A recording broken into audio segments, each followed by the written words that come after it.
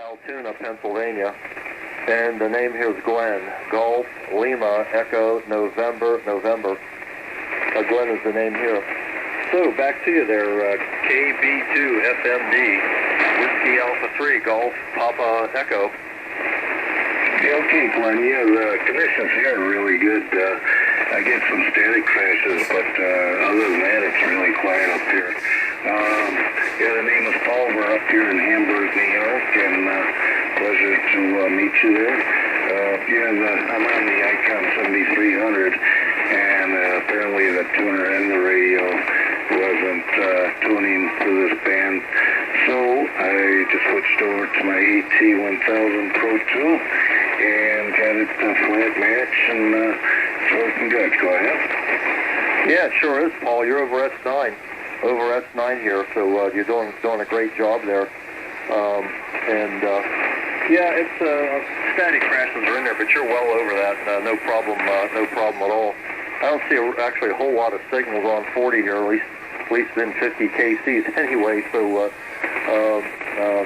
maybe the static kind of chased the people away there, but it's not. As long as I don't see any flashes of light out there, why I'm okay.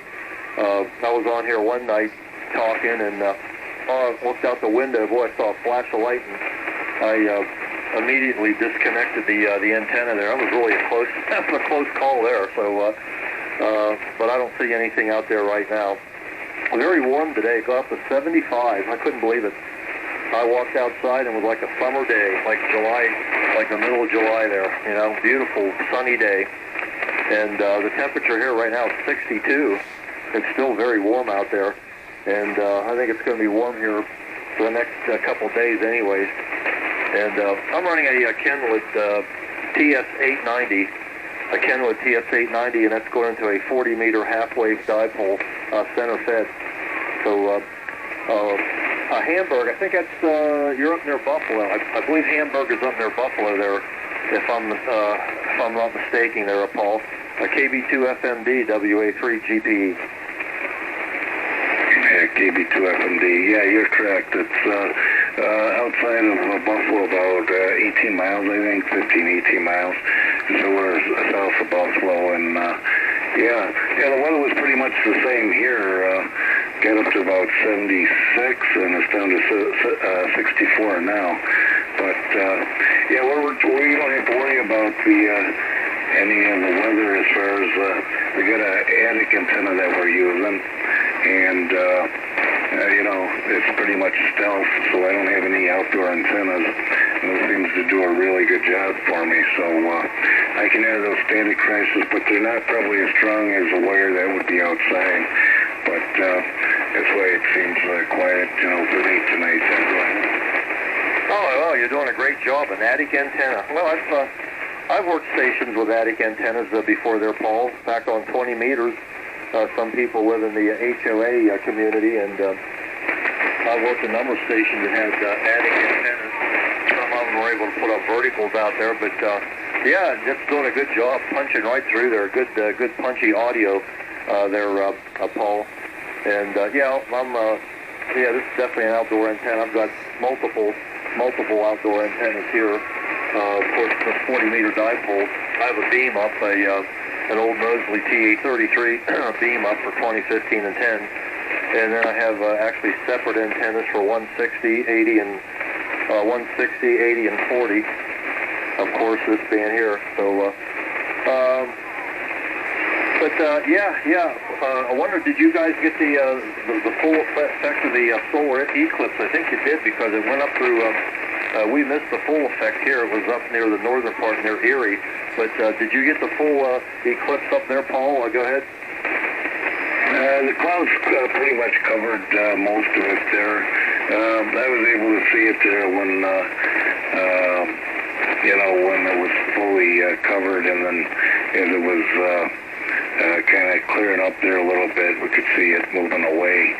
But we got that. I was sitting outside, and we got that full darkness there. You could feel the temperature drop, and all the wildlife here, like the geese and everything, they didn't know what to do. They were all like bedding down for the night, I felt sorry for them, they were all confused. But no, it was enough, it made me happy to at least see it, you know, and it was fun, you know. But we didn't get the like Indianapolis, you know, they were able to see it good there. They saw it up at Tupper Lake, I guess, really good. And you know, so between what I saw and then of course what you see on videos and stuff, you know, you get to see it all anyways, you know.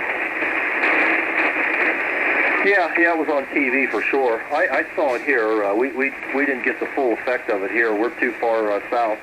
I'd say it was probably about 85, 90%. You know, you could see a sliver of the sun. So it didn't get real dark here. It did get cold though. I did notice that. I was outside there, and I did notice that it got noticeably cooler out there, and it just you know. It just got like a little bit dark, not totally dark, but just you know, a little bit like an overcast day. It was kind of neat, and I had bought these solar eclipse glasses, and I was able to look up there. It was really, that's the first time I saw the sun, and of course the moon going across it. Though I watched it when the moon first started going up through its progression, and then it hit the peak there, and then I still, like I said, I could still see a sliver of the sun there. It never fully you know, closed the engulfed the sun, and then it started to move away though. But yeah, it was kind of weird, and yeah, I imagine animals that during the total darkness they probably really got confused. They didn't know what to do. So that's probably the birds too. That's probably a weird thing for them to have that total darkness. But yeah, I wish we were in the path of the total eclipse there. I really would have liked to have seen that, but that just didn't happen here. But it was kind of neat to see that eclipse anyways. That's the first time I ever saw one. The first time I've ever seen any kind of an eclipse. So I guess they said the next one is 2044. I guess another 20 years. Another 20 years. So it's yeah, they had it on the news. I was watching that in different parts of the path there. You know, one thing I noticed when I was outside looking at that, there was an airplane, a small airplane flying around the whole time. So they were up above there, probably no doubt maybe filming it or something. But I did notice this airplane flying around during that eclipse. So I don't know what. They probably got a pretty good view there. It was partly cloudy here, but I did see most of the eclipse. I mean, it was to the point where you could see it. So the clouds weren't really a big factor, but you really could see it. So yeah, it was something. You know, it sure made a lot of excitement yesterday. That's all they were talking about all day. You know, and still talking about it. You know, a day after that. So I don't know. At any rate. Yeah, we had, I don't know if you guys got a lot of rain up there last week, but you know we got over 5 inches of rain here, and we got some minor flooding. I know you guys get a lot of snow up there, I believe. I remember talking to some guys up in the Buffalo area there many years ago. I think they had a big snowstorm up there where they got, I think, 5 or 6 feet of snow. I don't know if you got that where you were at, but they get some pretty big snowfalls up there. KB2 FMD WA3 GPE. Okay, very good, Glenn. KB2 FMD. Yeah, we get where I'm at here, where there's like the snow belt that you could walk across the street and it could be clear as can be, and you walk on the other side of the street and we're just getting belted like crazy. It's like two different worlds just from the street across from us. But yeah, I've been in Buffalo here my whole life. I'm going to be 67 in a couple of days, and so I've seen a lot of bad weather. You know, the blizzard of 77, and you know all the other blizzards there that came after. But yeah, it's just one of those things. But this year it wasn't too bad. We probably got five feet of snow this year, but that was about it. Everything else was just maybe 3 to 4 inches. So it really wasn't a bad winter at all. Just really super cold, you know.